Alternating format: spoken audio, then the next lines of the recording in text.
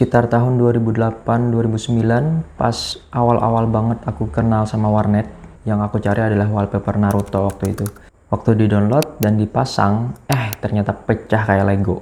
Mungkin kalian nggak pernah ngalamin kayak gitu, karena kalau sekarang mah gampang banget. Kalau mau wallpaper HD tinggal tulis di Google atau minta ChatGPT langsung bikinin. Nah, di video ini aku mau sedikit berbagi cerita yang dari dulunya kenal internet dari warnet sampai sekarang kalau mau apa-apa tinggal tanya ChatGPT lewat HP gitu. Aku mau flashback sedikit gimana perjalanan perilaku kita sebagai manusia gitu dalam mencari informasi dari zaman manual, media cetak dulu sampai saat ini zaman AI. Mari kita bahas sedikit.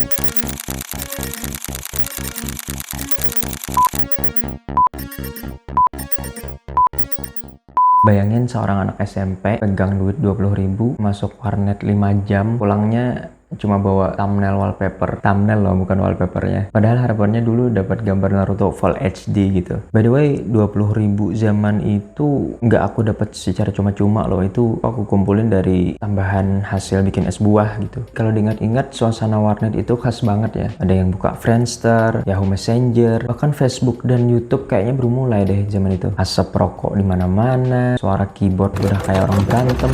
Tapi buat anak-anak SMP, SMA zaman dulu kayaknya itu udah surga digital tuh. Bahkan rela nungguin orang yang masih main gitu.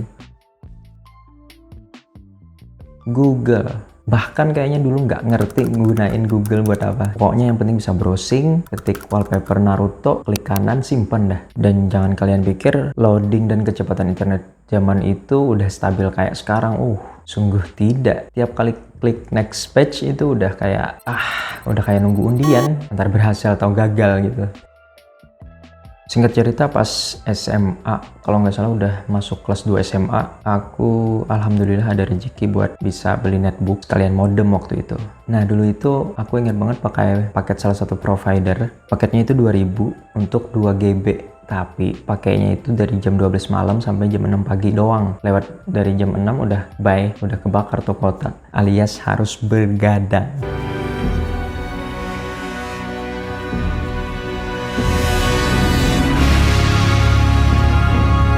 Soal kecepatan, jangan ditanya, udah pasti nggak stabil dong. Tapi dari kerasnya usaha cuman buat bisa download Naruto, wallpaper sama animenya waktu itu, akhirnya aku juga ngerti Google itu ternyata bisa ngebantu banget gitu. Bukan cuman buat cari wallpaper doang, tapi buat belajar juga. Mulai dari cari tugas sekolah, bikin makalah, sampai cara bikin PowerPoint gitu.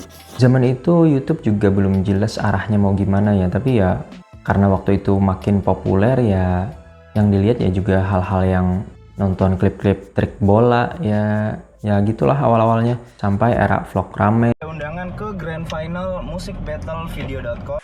Selamat pagi. Hari ini gue bakal berangkat ke Bangkok. Terus konten YouTube juga terus berkembang dan akhirnya pelan-pelan berubah gitu. Mulai dari banyaknya konten kreator yang masuk dan konten kreator juga mulai kasih konten-konten yang semakin spesifik. YouTube pun akhirnya bisa jadi tempat alternatif untuk belajar gitu. Bahkan lebih asik dan mudah. Mulai belajar sejarah, public speaking, video editing. Dan sekarang mau belajar apapun kayaknya ada aja di YouTube kalau mau cari ya. Nah, dari situ kebiasaan kita pun berubah tuh. Dulu awalnya orang cari informasi itu dari buku, dari koran, atau dari TV. Sekarang cuman lewat layar laptop atau bahkan cuman lewat layar HP. Nontonin tutorial sambil praktek langsung, sambil senam, sampai di WC bahkan. Belajar otodidak mulai dari hal yang sederhana seperti bernafas misalnya. Nah, sebelum kita ke caranya atau sebelum kita ke tutorialnya, alangkah baiknya Anda mengecek hal-hal berikut untuk memulai caranya bernafas. 1. Pastikan Anda mempunyai paru-paru. Sampai cara masak itu semua ada di YouTube. Nah, kita sekarang lompat lagi nih. Sekarang udah bisa tanya langsung sama AI alias Artificial intelligence, atau di Indonesianya jadi akal imitasi ya. Butuh info tinggal tanya, butuh saran tinggal diskusi. Dulu kita harus buka Google dulu, baca forum satu-satu, lihat artikel demi artikel gitu. Sekarang tinggal buka ChatGPT dan minta buat jelasin sesuatu yang kita mau gitu. Mulai dari hal-hal remeh-temeh sampai teori yang lebih rumit sekalipun gitu. Dalam hitungan detik, boom, jawabannya udah muncul semua tuh. Bahkan kadang kalau aku coba tanya hal yang remeh-temeh, dia ngasih jawaban yang bahkan mungkin nggak kepikiran buat kita gitu.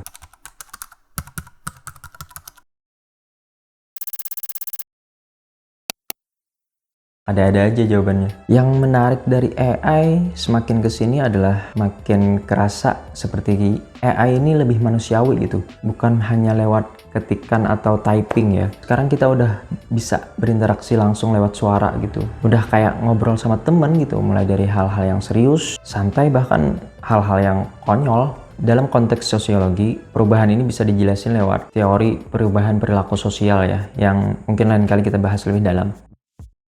Ketika teknologi berkembang, pola pikir dan cara manusia berperilaku pun ikut berubah. Kalau dulu belajar itu identik dengan baca buku, baca koran, les, sekarang belajar bisa lewat dengerin podcast, nonton video YouTube, atau ngobrol sama AI gitu. Kalau dalam ilmu sosiologi, ini yang disebut perubahan pola perilaku sosial. Contoh sederhananya kayak gini. Dulu orang kalau mau pinter itu harus baca buku yang tebel, berjilid-jilid. Kalau sekarang tinggal nonton video, bahkan kurang dari 5 menit. Dulu tanya PR ke teman yang pinter, tapi sekarang kita bahkan cuman tanya AI yang nggak pernah sekolah gitu. Yang intinya teknologi itu nggak cuma mempermudah kehidupan kita, tapi juga ngerombak kebiasaan-kebiasaan kita dulu. Sadar nggak sadar cara kita belajar, cara kita berpikir, cara kita berperilaku itu udah berubah tuh. Semenjak ditemukannya internet, YouTube, Facebook, dan sosial media lainnya menyebar secara bertahap. Nah, tiap kelompok masyarakat itu punya kemampuan penyesuaian diri atau adaptasi yang berbeda terhadap hal itu.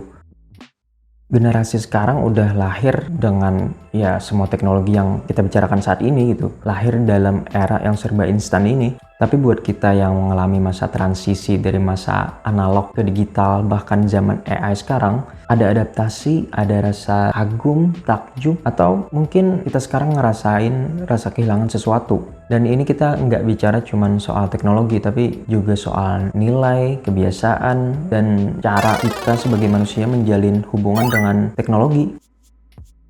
Di zaman ini kita jelas banget lebih cepat dapat informasi. Bahkan saking cepatnya itu kita nggak sempat mencerna informasi dengan baik gitu. Kita bisa akses jutaan data, jutaan informasi dalam waktu yang relatif singkat. Tapi kita tetap perlu untuk bijak dalam memilih informasi. Mana informasi yang positif, mana informasi yang negatif, mana informasi yang kita butuh, atau ini informasi yang kita nggak perluin gitu. Di zaman kayak sekarang ini siapapun bisa bikin konten, mulai dari orang biasa kayak aku sampai orang yang punya power. Saat ini Indonesia berada dalam momen yang sangat menentukan.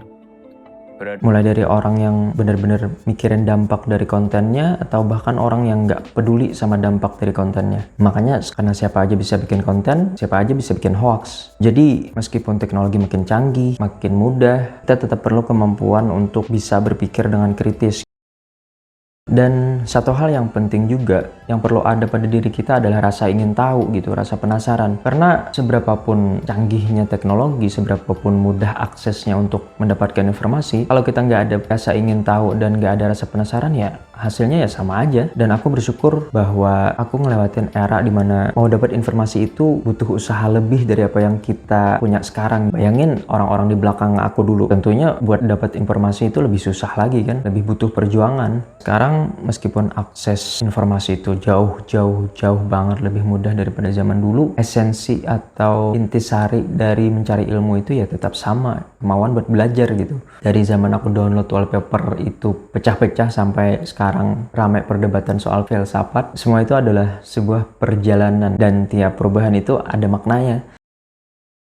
Di sini aku cuma mau ngegambarin atau ngasih sedikit ilustrasi gitu gimana perjalanan dari warnet ke ChatGPT itu bukan cuma soal teknologi. Ini tentang bagaimana kita manusia berperilaku dan cara kita menyesuaikan diri terhadap perubahan, terutama perubahan terhadap ilmu pengetahuan dan teknologi gitu. Dulu aku bisa sabar nunggu download wallpaper yang cuman beberapa MB tapi harus nunggu setengah jam bahkan berjam-jam. Tapi sekarang udah nggak sabar buat sekadar nunggu loading 3 detik doang gitu. Tapi kadang aku pikir ternyata bukan seberapa cepat kita bisa dapat informasi, tapi gimana cara kita menggunakan informasi itu dengan bijak dan bermanfaat bagi diri kita gitu. Seberapapun canggihnya teknologi, jangan lupa bahwa itu adalah alat gitu yang menentukan arah kegunaannya ya kita. Dari semua perkembangan dan kecepatan teknologi sampai saat ini gitu, aku jadi mikir apa kita benar-benar makin pintar atau cuman makin cepat dapat jawaban aja. Kadang juga kepikiran apakah kita benar-benar punya rasa penasaran atau cuman sekadar